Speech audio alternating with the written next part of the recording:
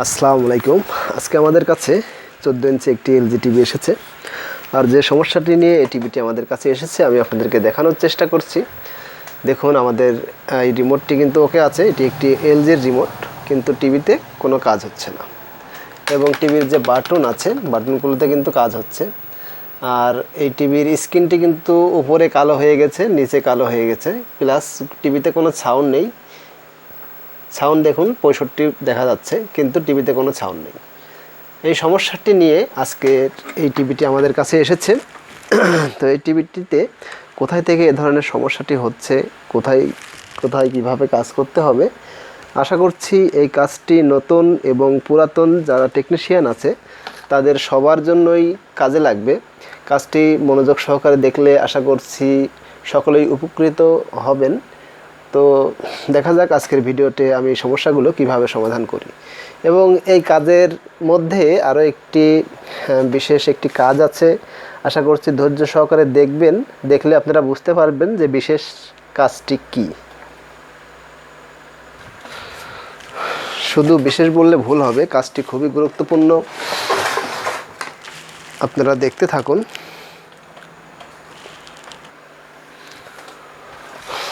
সমস্যাটি সমাধান করার জন্য আমি টিভিটি খুলে নিয়েছি।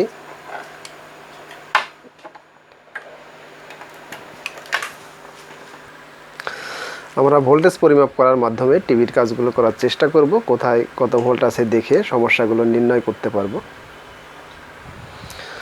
সমস্যাটি সমাধান করার জন্য আমি একটি ডিজিটাল মিটার নিয়েছি এবং মিটারের নেগেটিভ যে কানেক্টরটি সেটি আমি দেখুন বডিতে দিয়ে দিচ্ছি নেগেটিভে। এখানে আমাদের চপার আছে, এখানে এই দিক দিয়ে পাওয়ার, এই দেখুন পাওয়ারের স্টিয়ার, এখানে আছে সিস্টেম জঙ্গল আইসিটি, এখানে আছে টিউনার বক্স, এখানে ফ্লাইব্যাক আছে, এখানে ভার্টিক্যাল আইসি আছে, এখানে সাউন্ড আইসি আছে। এই যে এখানে প্রথমে আমরা এই যে পাওয়ার থেকে কত ভোল্ট বের হচ্ছে সেটি পরিমাপ করে দেখার চেষ্টা করছি।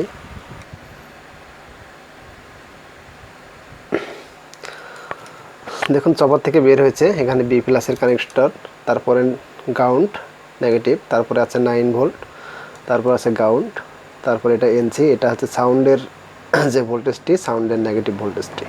এই হলো এই কয়টা ভোল্টেজ, এটা 9 ভোল্ট, বি প্লাস 110, আর এই সাউন্ডের ভোল্টেজ, এই তিনটি ভোল্টেজ কিন্তু আমাদের এই চপার থেকে বের হয়েছে।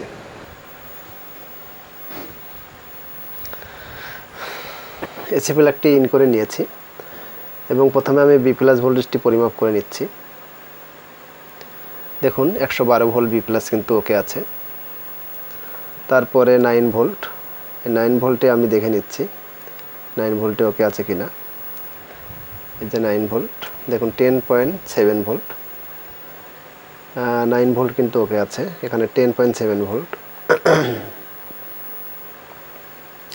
তারপরে এই যে সাউন্ডের যে ভোল্টেজটি, সেই ভোল্টেজটি আছে 15.7, এই ভোল্টেজটি কিন্তু ওকে আছে। এরপরে পাওয়ারের সবগুলো ভোল্টেজ কিন্তু ওকে বের হচ্ছে। আমি দেখাবো এই যে টিউনার বক্সের যে ভোল্টেজ এবং মেমোরি আইসির যে ভোল্টেজ, এবং এই যে আমাদের সিস্টেম জঙ্গল আইসি আছে, এই আইসিতে যে ভোল্টেজগুলো ঠিক আছে কিনা।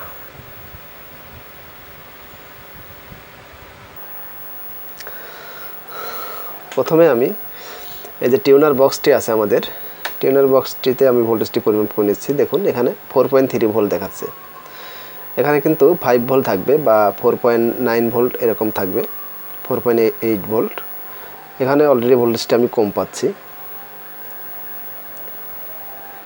এসি ভোল্টেজ যেহেতু ডিশ লাইন লাগানো নেই 4.2 দেখাচ্ছে, ডিশ লাইন লাগালে হয়তো 2.4 দেখাবে। আর ডাটা ভোল্টেজ এগুলো ঠিক আছে, যেহেতু চ্যানেল আছে। 31 ভোল্ট দেখাচ্ছে, দেখুন 31 ভোল্ট, এটা 33 ভোল্টের যে ডাটা চ্যানেল, এর জন্য এখানে 33 ভোল্ট থাকবে, এখানে 31 ভোল্ট দেখাচ্ছে। যাই হোক, এই ভোল্টেজের কারণে রিমোট কাজ এগুলো সমস্যা হবে না, এই ভোল্টেজের কারণে সমস্যা হবে হলো চ্যানেল কম ধরবে। অন্যান্য ভোল্টেজগুলো ডাটা ভোল্টেজ 2.2, 2.1, এই ভোল্টেজগুলো মোটামুটি ঠিক আছে। তো অলরেডি আমি একটি সমস্যা পেয়েছি, সেটি হচ্ছে টিউনার বক্সে 5 ভোল্ট থাকার কথা, সেখানে ভোল্টেজ দেখাচ্ছে হলো 4.3, আমি আবারও দেখানোর চেষ্টা করছি 4.3 ভোল্ট। মেমোরি আইসিতে 3.3 এই ভোল্টেজটি কিন্তু ওকে আছে, এবং আমাদের এই যে জঙ্গল আইসিতে 3.2 এই ভোল্টেজগুলো কিন্তু ওকে আছে। যাই হোক, আশপাশে যতগুলো ভোল্টেজ আছে ওকে আছে। তো এইখানে এই যে স্ট্যান্ড বাই অন হওয়ার পরে যে ভোল্টেজটি থাকে, এখানে 5 ভোল্ট থাকার কথা, এখানে 4.2, আর এইখানে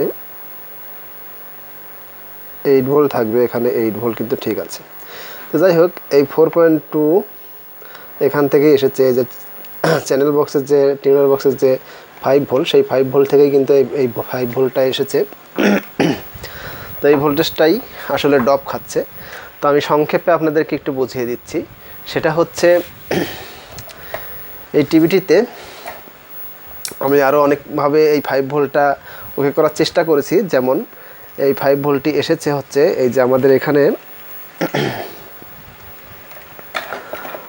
দেখুন, পাওয়ারে প্রথমে আমি ভোল্টেজ পরিমাপ করেছিলাম।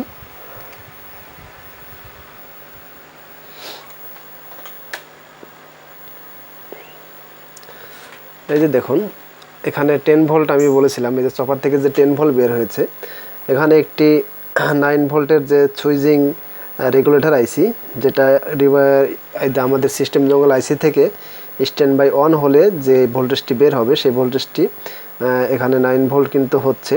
দেখুন, এখানে 10 ভোল্ট ঢুকছে এই আইসিটিতে, এখানে 9 ভোল্ট বের হচ্ছে। বের হয়ে দেখুন এই দিক দিয়ে এখানে 9 ভোল্ট আছে, আর এই দিক দিয়ে এইখানে দেখুন এখানে একটি 5 ভোল্টের রেগুলেটর আইসি আছে। এই যে 3 ঠ্যাঙের 5 ভোল্টের যে রেগুলেটর আইসি, সেই আইসি দিয়ে কিন্তু দেখুন 4.3 বের হচ্ছে। তো আমি এই আইসিটি চেঞ্জ করেছি, এখানে ক্যাপাসিটার লাগিয়েছি, তারপরে কোথাও কোনো শর্ট আছে কি না এই 5 ভোল্টের লাইনে, সেগুলো আমি ভালো করে দেখে নিয়েছি। তো আমি যেটা সমস্যা পেয়েছি সেটা হচ্ছে এই যে আমাদের সিস্টেম জঙ্গল যে আইসিটি আছে, সেই আইসিটি থেকেই কিন্তু শর্ট হচ্ছে। আর 5 ভোল্ট যদি আমাদের অ্যাকুরেট না থাকে টিভিতে, 5 ভোল্ট যদি অ্যাকুরেট না থাকে, এই 5 ভোল্ট দিয়ে এই আইসিটি গরমও হচ্ছে, আমি দেখতে পাচ্ছি আইসিটি কিন্তু খুবই গরম হচ্ছে। এই আইসির থেকেই 5 ভোল্টে শর্ট হচ্ছে, যার কারণে আমাদের টিভিতে সাউন্ড নেই। প্লাস এই যে আমাদের সেন্সরটি আছে, সেন্সরের আইআর যে ভোল্টেজটি থাকবে, সেই ভোল্টেজটি কিন্তু শর্ট, আমি পরিমাপ করে দেখাচ্ছি। এবং এই যে ভার্টিক্যালের, আমি প্রথমে বলেছিলাম ভিডিও শুরুতে, উপরের নিচে কালো, সেই কালোর যে সিগন্যালটি ভার্টিক্যালের সাথে সংযুক্ত আছে, যার কারণে উপর নিচ কালো হয়ে গেছে। তো আইসি থেকেই আসলে এই সমস্যাটি হচ্ছে। তিনটি সমস্যাই আইসি থেকেই হচ্ছে। আইসিতে আমি আরও শিওর হয়েছি, ভালোভাবে শিওর হয়েছি কিভাবে, আমি আপনাদেরকে দেখানোর চেষ্টা করি, যেহেতু রিমোটে কাজ হচ্ছে না।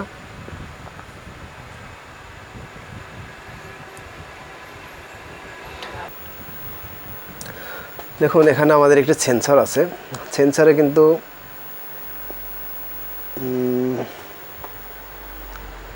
5 ভোল্ট ওকে আছে। দেখুন 4.9 ভোল্ট দেখাচ্ছে, এবং এই যে এটি আইআর, এই আইআরে কিন্তু আমাদের ভোল্টেজ থাকতে হবে। সেই আইআরে কিন্তু ভোল্টেজ কিছুই নেই, 0.0, এবং এটি নেগেটিভতে কোনো ভোল্টেজ থাকবে না। 5 ভোল্ট ওকে আছে। তো এই আইআরের ভোল্টেজটি কিন্তু শর্ট। আমি অন্য একটি আইআর লাগিয়ে দেখার চেষ্টা করছি। অন্য আরেকটি সেন্সর আমি এখানে লাগিয়ে দেখব।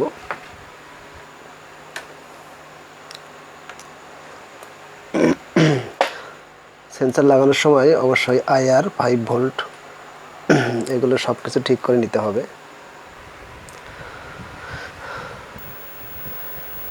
টিভিটিতে আমি এসি প্লাগটি ইন করে নিয়েছি এবং টিভিটি অন হয়েছে। দেখুন, এখানে 5 ভোল্ট চলে এসেছে, কিন্তু আইআরে 0.0, এটা তো নেগেটিভ। আইআরের একটি পিন আমি খুলে নিয়েছি। এবার আমি মিটারের ভোল্টেজটি পরিমাপ করে দেখাচ্ছি। দেখুন 4.9 আইআরে ভোল্টেজটি দেখাচ্ছে। তো আমি যখন রিমোটে, এই যে রিমোটে চাপ দিব, তখন কিন্তু আইআরে ভোল্টেজ দেখুন 3.7, আবারও চাপ দিচ্ছি, দেখুন 3.78 এরকম হচ্ছে, 2.9। তো আইআরে ভোল্টেজটি কিন্তু রিমোটে চাপ দিলে কমে যাচ্ছে। তো আইআরটি আমাদের ঠিক আছে, এইভাবে বুঝতে পারলাম যে আইআরটি ঠিক আছে। কিন্তু যখনই আমরা এই যে আইআরের যে লাইনটি আছে, আইসিতে গিয়েছে লাইনটি, এই আইসিতে যখনই আমি সংযোগ দিয়ে দিচ্ছি, তখন আইআরের ভোল্টেজটা কিন্তু জিরো হয়ে যাচ্ছে। এবং এই যে আমাদের সিস্টেম জঙ্গল যে আইসিটি আছে, এই আইসি থেকে যদি আইআরের পিনটা আমি এখানে খুলে দিই, তাহলে কিন্তু আমাদের এই আইআরের ভোল্টেজটি আইসি পর্যন্ত ঠিক থাকে। অর্থাৎ আইসিতে যখনই আইআরের কানেকশনটি দিয়ে দিচ্ছি, তখনই কিন্তু এই আইআরের ভোল্টেজটি শর্ট হয়ে যাচ্ছে। তো আশা করছি আমাদের আইসি যে নষ্ট, এটা শিওর হওয়ার জন্য আরও একটি কারণ আমরা খুঁজে পেয়েছি, এই সেন্সর। তো আমরা আরও একটি কাজ করেছি, সেটি হচ্ছে এই দেখুন আইসির পাশে যে মেমোরি আইসি থাকে, যে এরকম যে মেমোরি আইসি থাকে, সেই মেমোরি আইসিটি কিন্তু আমরা চেঞ্জ করেছি, তারপরও কিন্তু এই সমস্যাটি সমাধান হয়নি। আমরা একদম শিওর হয়ে নিয়েছি যে আমাদের এই যে মেন যে আইসিটি কিন্তু খুবই গরম হচ্ছে, এই আইসিটি সমস্যা। তো এখন আমাদের কি করতে হবে? এখন আমাদের যেটা করতে হবে সেটা হচ্ছে আমাদের সিস্টেম জঙ্গল যে আইসিটি আছে, সেই আইসিটি চেঞ্জ করতে হবে। এখন এই আইসি কি বাজারে কিনতে পাওয়া যায় বা কোথায় পাওয়া যায়, এটা নিয়ে আমাদের একটু টেনশন আছে। যেহেতু এটি একটি অরিজিনাল এলজি সার্কিট, আমরা আইসিটির নাম্বার দেখার চেষ্টা করি। দেখুন, এটি একটি অরিজিনাল এলজি সার্কিট, আর এই সার্কিটে ব্যবহার করা হয়েছে TDA 11105 PS/N3/3/AF7, এবং এর পিছন নিচে কিছু কোড নাম্বার আছে, সিরিয়াল নাম্বার, কোড নাম্বার এগুলো আছে। তো এই আইসিটি কিন্তু আমরা, এই নাম্বারের আইসি কিন্তু আমরা অনেক দেখে থাকি, যেমন ওয়ালটনে, তারপরে কঙ্কা, তারপরে TCL। পরবর্তীতে এই একই নাম্বারের আইসি কিন্তু অনেক টিভিতে ব্যবহার করলেও এই আইসির সেই কোড নাম্বার কিন্তু যদি না মেলে, তাহলে কিন্তু আমরা এই সার্কিটে লাগাতে পারবো না। আসলে ওয়ালটনে যে আইসিটি ব্যবহার করেছে, এই আইসিটির সাথে সম্পূর্ণ ভিন্ন এই এলজির আইসির সাথে। নাম্বার কিন্তু একই, কিন্তু দেখুন একদম লাস্টে AF7 একটি নাম্বার আছে, দেখুন AF7। এবং আমার কাছে ওয়ালটনের একটি আইসি আছে, এই যে ওয়ালটনের একটি আইসি আছে, যার নাম্বার কিন্তু দেখুন সেম, প্রাইস সেম, TDA 11105, এবং সিরিয়াল নাম্বারগুলো কিন্তু কোনো মিল নেই। তো আমি আরও একটি নতুন আইসি নিয়ে এসেছি বাজার থেকে কিনে। এই যে দেখুন, এই আইসিটা কিন্তু TDA 11105 PS যাই হোক, ওয়ালটনের আইসির সাথে এই আইসিটির মিল আছে। বাজারের এই নতুন আইসিটি কিন্তু আমি অনেক ওয়ালটনে লাগিয়েছি এবং কাজ হয়েছে, খুবই ভালোভাবে কাজ হয়েছে। কিন্তু এই এলজিতে এই সেম আইসিটি আমি অলরেডি একবার লাগিয়েছি, কিন্তু কাজ হয়নি, আমাদের টিভিটি অন হচ্ছে না। এই যে পুরাতন আইসিটিতে কিন্তু অন হচ্ছে, কিন্তু এই নতুন আইসিতে অন হচ্ছে না। আর এই নতুন আইসিতে অন করতে গেলে আমাদের কি কি করতে হবে, কি বিষয়ে কাজ করতে হবে, কি কি পিন চেঞ্জ করতে হবে, এখন সেটাই দেখানোর চেষ্টা করব। আশা করছি মনোযোগ সহকারে ভিডিওটি দেখার চেষ্টা করবেন।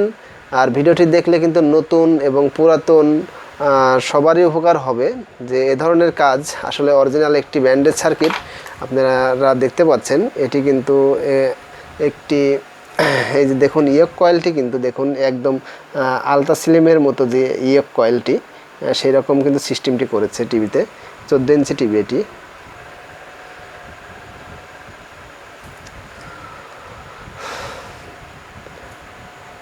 তো যে কথাটি বলতে ভুলে গিয়েছিলাম, এই যে এলজির যে আইসিটি, এই আইসিটির জন্য কিন্তু আমি অলরেডি অনেক জায়গায় ঘুরেছি, কিন্তু এই আইসিটি পাইনি। এই আইসিটি আমি এলজির যে সার্ভিস সেন্টার আছে সেখানে গিয়েছি, তারা বলেছে এই আইসিটি এখন আর পাওয়া যাচ্ছে না।